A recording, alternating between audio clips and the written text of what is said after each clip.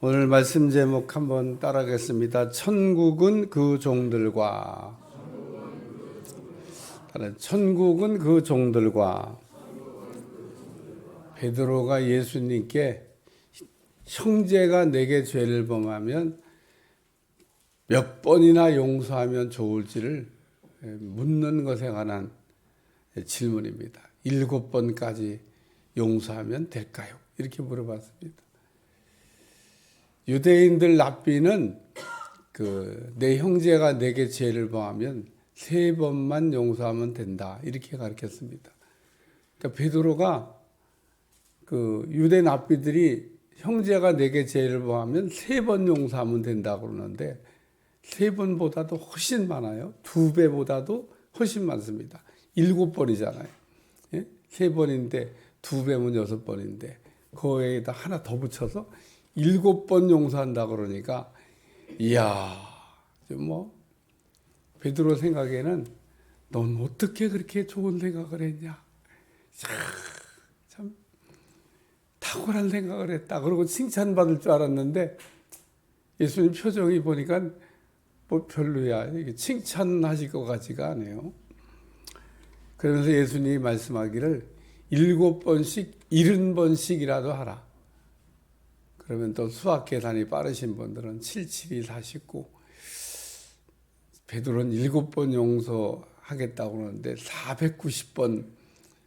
제가 몇 배나 될까 한번 아침에 계산해 보니까 약 160배 정도 되더라고요.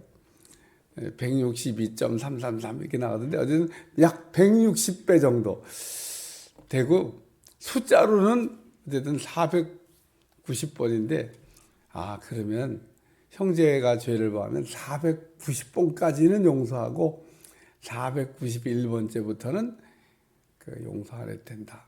이런 말씀인가? 수학 계산한 분은 그렇게 계산할 수도 있겠습니다만은 예수님이 7번씩 70번씩이라도 하라고는 그 말의 느낌상 용서는 계속하는 거다. 아멘도 안 하시네. 용서는 계속하는 거다. 용서는 끝까지 하는 거다.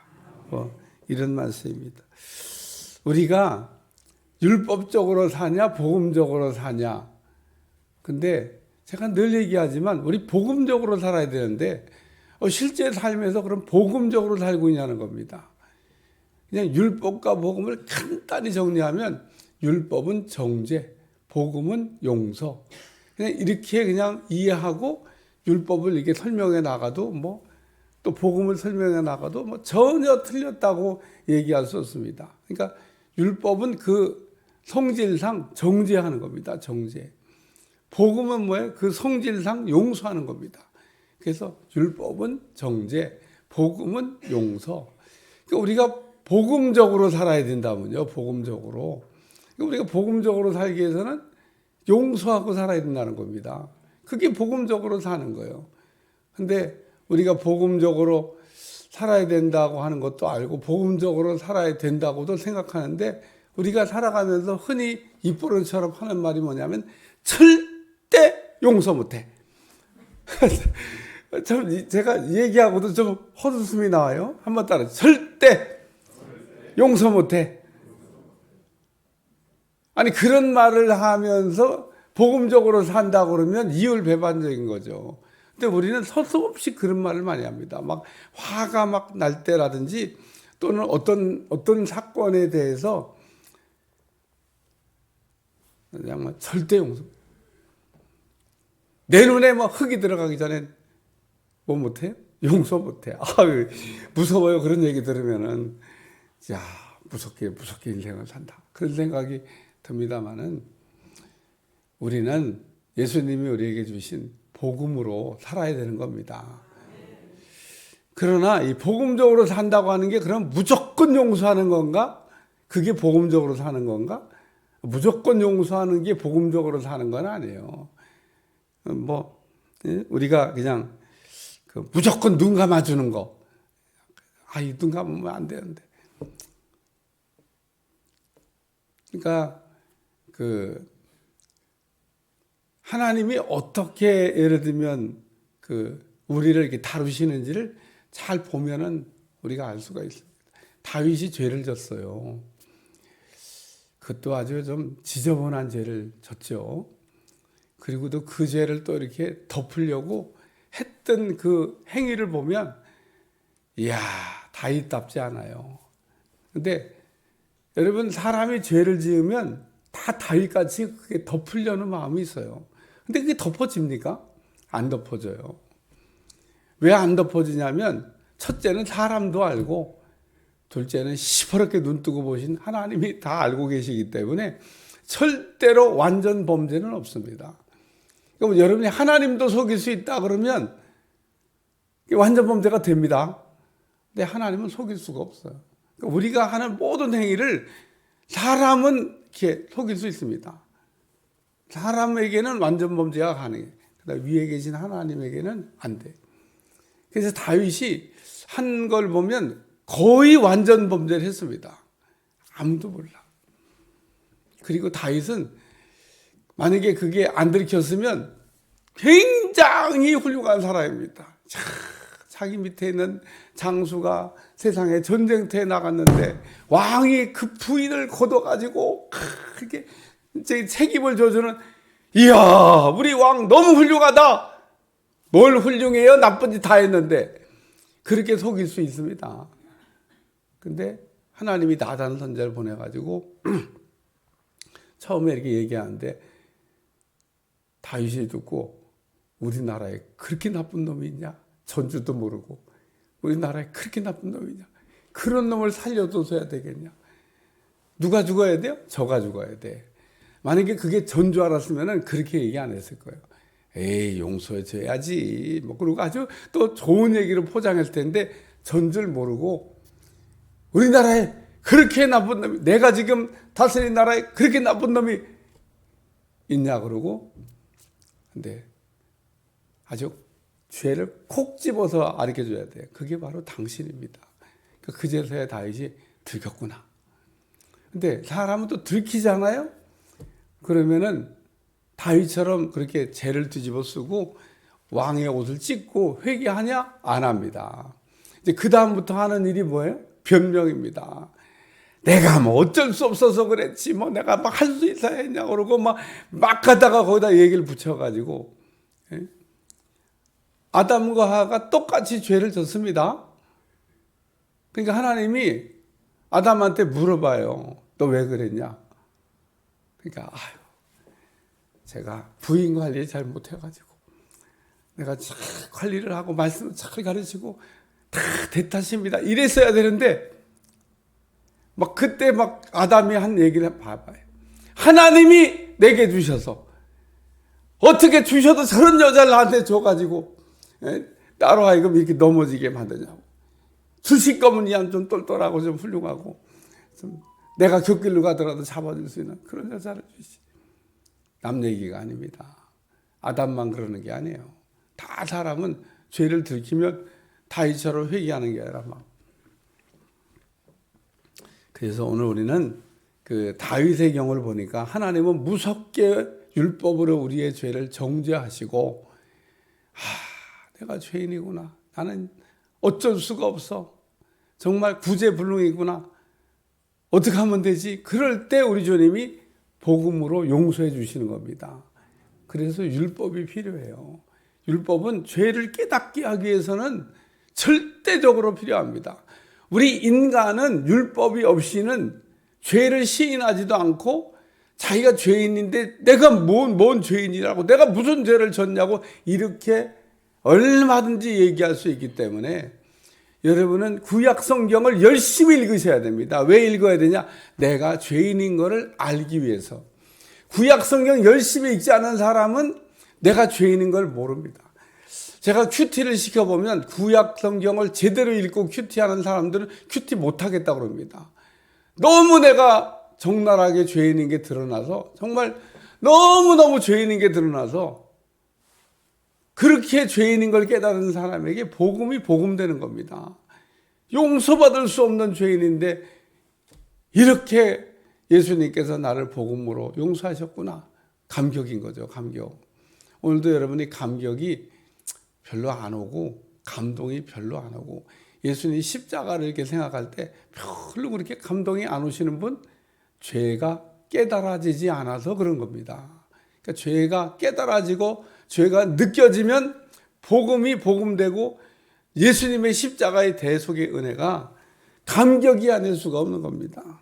오늘 예수님께서 베드로가 용서에 관한 질문을 이렇게 했을 때 천국은 그 종들과 결산하려고 하는 임금과 같다 그러면서 천국이 어떤 곳인지를 설명해 줬습니다. 첫 번째는 결산하는 곳이라는 겁니다. 따라서 결산하는 곳. 천국이 어떤 곳이냐? 천국은 결산하는 곳이다.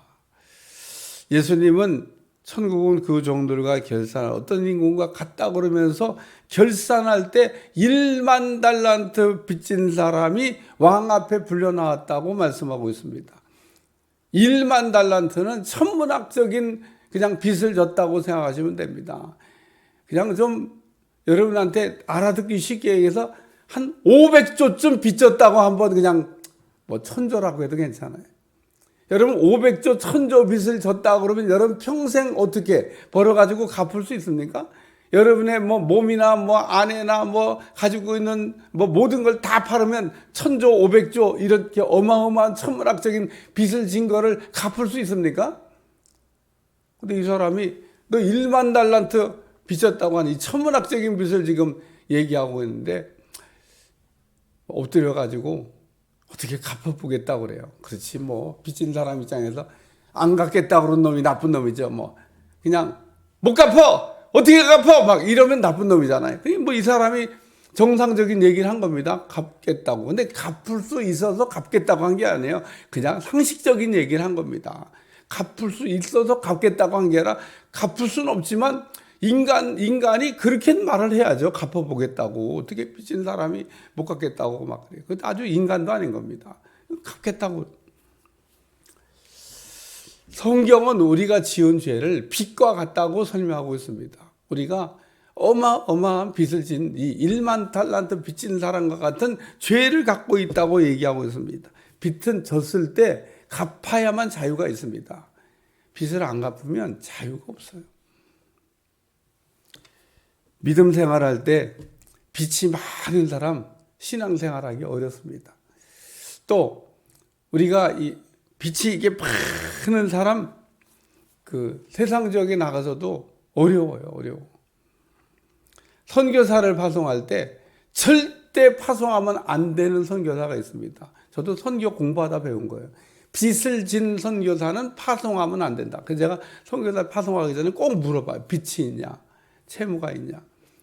그래서 우리 어떤 선교사는 선교를 다 마치고 모든 과정을 필요하고 오케이 합격 그래요 보내려고 딱 하고 제가 물었어요. 이제 보낼 때가 되면 되지 미리 물어보는 법은 없어. 보낼 때가 돼서 빚은 없고 빚이 있는데요. 뭔 빚이 있냐 그랬더니 학교 다닐 때 공부하기 위해서 나라에서 막 빌려주잖아요. 빌려도 공부할 땐 신나죠. 뭐 공부할 때 부담 없이 공부하니까. 왜? 그냥 다 빌려줘요. 요즘 대학생들은 그냥 학비만 빌려주는 게 아니야. 먹고 사는 그냥 방학까지도 빌려줍니다. 그러니까 뭐 아유 내가 나중에 뭐 저기 대학 졸업하고 뭐 벌어서 갚지. 그래갖고 막 편하게 막 빌려 썼는데 이자도 싸. 그래 빌려 썼는데 딱 졸업하고 취직도 안 되지. 그렇다고 뭐. 그래서 빚진 사람들 우리나라에 어마어마하게 많습니다.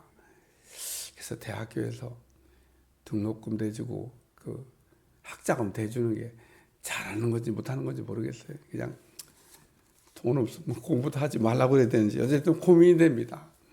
뭐 국가정책인가 알아서 하겠습니다.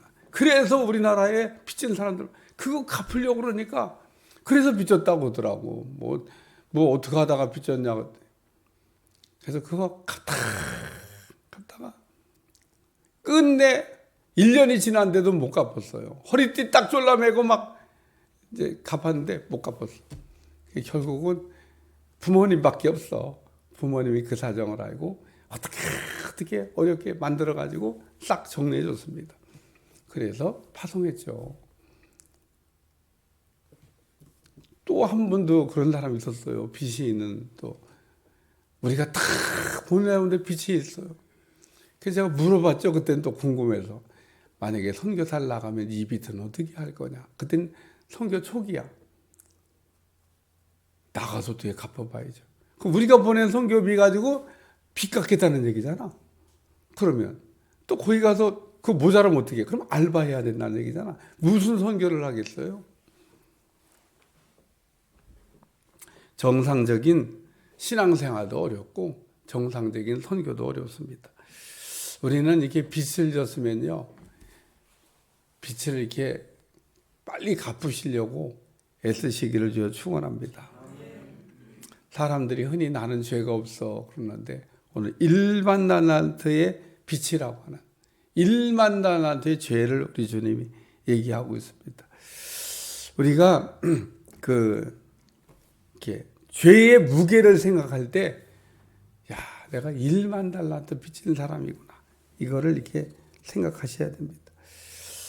오늘 빚을 많이 졌을 때 우리가 그 빚에 대해서 무게를 가져야 돼요. 그래서 천국은 결산하는 거와 같다 그랬는데, 결산이라고 하는 건요, 장사하는 사람으로 얘기하면 장사하는 사람이 내가 돈을 벌었는지 안 벌었는지는 장사하는 동안에는 알 수가 없습니다. 딱 장사를 진짜 마감하고 끝내고 나서 수입 지출 줄 거 받을 거 다 이렇게 정산하면, 어머, 내가 돈을 벌었구나. 어머, 나 돈 번 줄 알았는데 돈을 못 벌었구나. 그때서 알 수 있다고 얘기하더라고요. 그거 알고 싶으면 중간 우리가 결산도 하잖아요. 이렇게 다 결산해보고 들어온 건 이만큼인데 나간 게 이만큼이구나. 그래서 오늘 우리가 결산해 봤더니 갚아야 될 빚이 1만 달란트는 겁니다. 천국은 결산하는 곳이라는 겁니다. 천국은 계산을 해야 되는 곳이라는 거예요. 여러분이 천국에 가면 반드시 계산하게 된다는 거 기억하시길 주여 축원합니다. 두 번째는 천국은 결산도 하는 곳이지만 탕감도 받는 곳이다, 그런 얘기입니다. 주인이 1만 달란트 빚진 사람 빚 때문에 뭐 얼마 되지도 않지만은 뭐 자기 몸, 뭐 아내, 자식, 뭐 모든 소유 다 팔아 갖겠다 그러고 보니까 불쌍해요. 그래서 이 주인이 불쌍히 여겨가지고 1만 달란트의 빚을 하나도 안 갚아도 돼. 그리고 다 탕감해줬다, 그런 얘기입니다. 그래서 이렇게 탕감받는 걸 우리가 뭐라고 얘기하냐? 은혜 받았다, 그렇게 얘기하는 겁니다. 따라서 한번 은혜 받았다. 천국이 어떤 곳이냐? 우리가 탕감받을 수 없는, 우리 힘으로 갚을 수 없는 거를 그냥 무상 변제해 준 곳, 그게 바로 천국이다, 그런 얘기입니다. 여러분, 빚을 져가지고 빚 때문에 정말 힘들고 어려운데 우리 주님이 없는 걸로 해, 안 갚아도 돼. 그리고 우리 주님이 여러분한테 말씀하시면은 그 은혜가 얼마나 큰 은혜입니까? 만약에 여러분이 노력하고 수고하고 힘써서 갚을 수 있다 그러면 은혜가 아닌 겁니다. 근데 갚을 수도 없는 500조, 1000조, 정말 천문학적인 돈, 평생 갚아도 안 돼. 그 어마어마한 빚을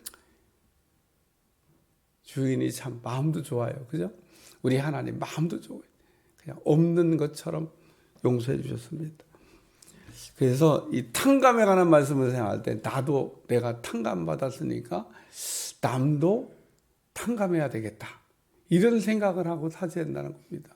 근데 이 사람이요, 탕감받고 나가가지고 자기한테 100데나리온 빚진 사람 붙잡고 갚으라고. 주기도문에 보면 우리가 우리에게 죄 지은 자를 용서한 같이 우리 죄를 용서하여 주시옵고, 아주 은혜스러운 기도문이기도 하고 반대로 아주 두렵고 떨리는 기도문이기도 합니다. 우리가 용서받고 용서 안 하면 그러면 어떻게 되냐? 나도 용서 못 받는다는 겁니다. 아까도 절대 용서 못 해. 우리가 남을 용서하지 않으면 내가 용서하지 않은 그 사람이 죽는 게 아니라 용서하지 않은 내가 죽는다는 사실을 아셔야 됩니다. 내가 누구를 미워하고 있으면 미워하는 그 사람이 말라 죽는 게 아니라 내가 말라 죽는다는 겁니다. 그러니까 오늘 나는 누군가를 미워하고 있으면 그 미워하고 있는 거를 빨리 풀으셔야 돼요. 내가 내게 천국 열쇠를 주리라. 묶을 수도 있는 권세, 풀 수도 있는 권세 주셨다잖아요. 오늘 우리는 풀 수 있는 권세를 쓰셔서 풀으셔야 되는 겁니다. 오늘 우리는 묶지 말아야 될 걸 묶어놓고 있으면 안 되고 풀어야 될 걸 풀어가며 사는 여러분들이 꼭 되시기를 주여 축원합니다. 그래서 은혜를 모르면 짐승 같다는 얘기를 얘기하는 겁니다. 우리가 은혜를 받았으면 은혜를 알아야지. 탕감을 받았으면 탕감 받은 거를 기억하고 살아야지. 나는 어마어마한 걸 탕감받고 나에게 조금 빚진 사람에 대해서 탕감을 못하겠다 그러면 우리 주님이 그럼 너도 갚으라고 얘기하는 겁니다. 오늘 우리는 은혜를 늘 기억하고 살아야 돼요. 남을 정죄하기에 앞서서 남을 용서 못한다고 하기에 앞서서 내가 받은 바 은혜를 해야 되는 겁니다. 그래서 내 인생이 안 풀리는 거예요. 여러분 이 말을 잘 알아두셔야 됩니다. 내가 왜 내 인생이 이렇게 꼬이고 복잡하고 풀리지가 않는 거지? 내가 풀지 않으니까 내 것도 안 풀리는 겁니다. 내가 그걸 풀으면 내 것도 풀리는 거예요. 내가 나를 이미 주님이 풀어주셨는데 풀어주신 거를 깜빡하고 뭐 그게 깜빡이 은사가 좋아요. 내가 주님이 나를 어마어마한 빚진 거를 풀어준 걸 잊어버리고 내가 묶어 풀어야 될 그 적은 거 그거 하나를 못 풀어가지고 못한다고 거기다 절대자까지 붙어가지고 용서 못한다고 그러고 그게 미워하고 사니까 그러니까 오늘 그게 그리스도인이라는 겁니다. 그거 내가 생각할 때 그게 어마어마한 것 같지만 내가 주님께 받은 건 그거보다 더 어마어마한 걸 내가 용서받았다는 걸 잊어버리고 우리가 살기 때문에 우리 마음의 미움의 쓴뿌리가 여기서 이게 그냥 그 뽑아내야 되는데 그거 못 뽑아내고 박혀 있는 겁니다. 그래서 그런 분들 얼굴 보면 얼굴이 다 써 있어요. 여러분 영분별은 얼굴 보고 하는 겁니다. 얼굴 보고. 그래서 저는 예전에 은혜를 저도 잘 모를 때 은혜 받았다는 사람들이 꽉 봉투를 보면서 김홍식 손 들어보세요. 그래갖고 딱 이렇게 봉투하고 얼굴하고 딱 대조하더라고 이렇게. 그러면서 이제 또 거기다 잎을 달아갖고 어떻게 하셔야 되겠다고 참 걱정이 많이 된다고. 뭐 어떤 분은 암병 걸리셨죠? 수요일 날 저녁에 났습니다. 이런 얘기도 막 하고, 그래서 진짜 그분 암병 걸려 갖고 왔습니다. 병원에서 나가라 그래갖고 사형 선고 받고 수요일 날 7시 몇 분에 낫겠다고. 어디 시간까지 낫는 시간까지. 그 시간에 딱 났습니다. 대단하더라고. 신기하다. 어떻게 저런 걸 할까? 네. 신기한 건 아니더라고. 영적 세계 여러분 은혜 받으면 하나님이 그냥 그렇게 알려주시면 다 아는 겁니다.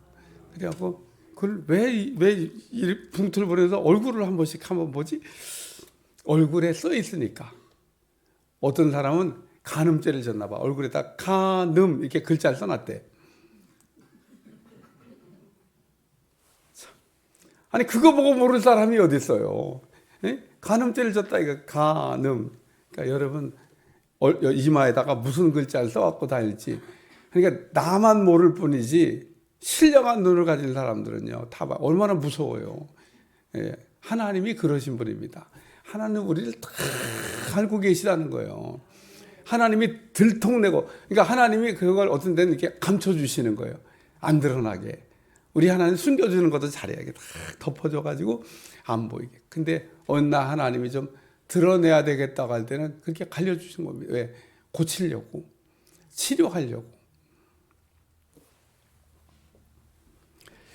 그래서 오늘 천국은 어떤 곳이냐? 탕감받는 곳입니다. 여러분 오늘도 여러분의 모든 1만 달란트의 빛이 탕감받은 거로 기뻐하시길 저 축원합니다.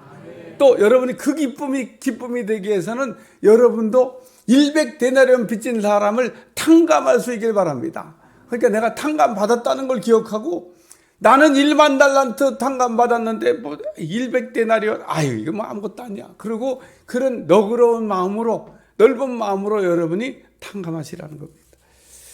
세 번째는 천국은 심판이 있는 곳입니다. 뭐 천국에 뭔 심판이 있냐고.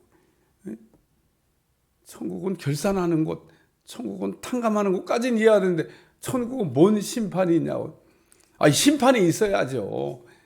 심판이 있어야 상 줄 사람 상 주고 벌 줄 사람 벌 주고 천국 갈 사람 천국 가고 지옥 갈 사람 지옥 가고 이런 거에 대한 구별이 되는 거죠. 오늘 본문을 쫙 읽어 나가다 보면 요 100데나리온 빚진 사람 멱살 잡고 옥에 갖다 가두면서 갚을 때까지 못 나와. 그랬던 그 사람에게 그걸 옆에서 보니까 나쁜 놈이에요. 저놈. 은혜도 몰라. 짐승 같은 놈이야. 그러니까 얼른 1만 달란트 탕감한 주인에게 그걸 본 사람들이 가서 고발했습니다. 그러니까 다시 불렀어. 너도 갚어. 너도 갚어. 긍휼이 없는 사람은 긍휼이 없는 심판을 받고 용서가 없는 사람은 용서가 없는 심판을 받는다고 우리 주님이 말씀하셨습니다. 그러니까 오늘 긍휼히 여기는 자는 복이 있나니 저가 긍휼히 여김을 받을 것이요. 제가 오늘 아침에는 문득 그 생각이 나더라고요. 저는 과정고시 위원장 하면서 중부위원회 안에 있는 그 성적이 좀 안 나와가지고 떨어질 사람, 제가 과정고시 위원장 하는 동안 한 사람도 안 떨어뜨렸습니다. 그럼 떨어뜨릴 수가 없어서 그 사람들을 합격시켜야 되기 때문에 붙여준 게 아닙니다. 붙이려고 그러면요, 붙일 수 있는 방법이 수만 가지 있고요. 떨어뜨리려고 그러면 떨어뜨릴 수 있는 방법이 수만 가지 있습니다. 그러면 중비원회에 있는 모든 목회자가 제가 그 위원장으로 있을 때 어떤 원칙을 가지고 일했는지를 다 봤을 거 아니에요. 나는 이제 그만두고 나왔지만 내 뒤에 있는 사람들이 이제 또 위원장도 하고 뭐 위원도 하고 다 그런 거 아닙니까? 긍휼이 있는 자는 긍휼이 있는 위로를 받고 용서하는 사람은 용서의 위로를 받는 겁니다. 그래, 여러분 심은 대로 거둔다는 거 꼭 기억하시길 바래요. 내가 이번에 그런 우리 교회에서 그런 은혜를 받고 심은 대로 거두는 거다. 에?